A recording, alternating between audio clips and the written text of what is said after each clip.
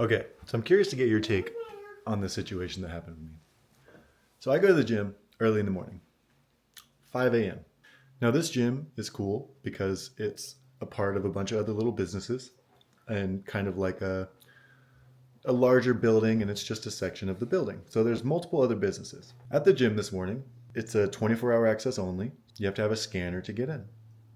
So I go inside, start my warm up, start working out. Somebody comes up and starts knocking at the door. I didn't think much of it. I look over and he's waving me down. I walk over to see this person who's on the other side of a window. I'll show you what that looks like. And he's holding this large, it looks like piece of wood or upholstered seat. I'm not sure exactly. And he's saying, put this inside. I need you to put this inside for me. And I say, oh, I don't work here. I'm a member. This is a members only gym. Again, 5 o'clock in the morning. And he's like, oh, just take this from me and put it inside. And I say, I'm sorry, sir, I can't let you in because I don't own the place. You're not supposed to let people in. He rolls his eyes and then kind of storms off to his truck, which is parked strangely right outside the front door. And I'm curious of the situation. I talked to my wife. I'm like, this man must own a business of some sort. This is my whole frustration or like confusion with the whole situation. This man must own a business. And in that business, I'm sure he has something worked out with somebody to upholster them a seat, I imagine.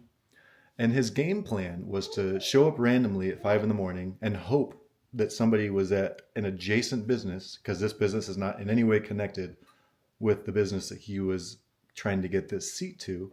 Why is this your business plan? Was this coordinated? It couldn't have been coordinated with the owner of another business to drop it off randomly at 5 o'clock in the morning and hope that somebody was there.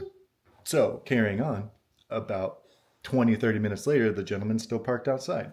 Hopefully he's trying to coordinate with whoever he's supposed to drop this seat off to. And I hear the door open and I walk over just to make sure. And a woman was also coming to the gym. And he slides his upholstered seat in and tells her, oh, thank you for letting me in, and proceeds to go off. I read the sign, and the sign says, attention to the owner of this gym. I need this to go to an adjacent business. So now it's the responsibility of whoever owns this business to get it to the adjacent business. And it's not like they're connected. They're like renters.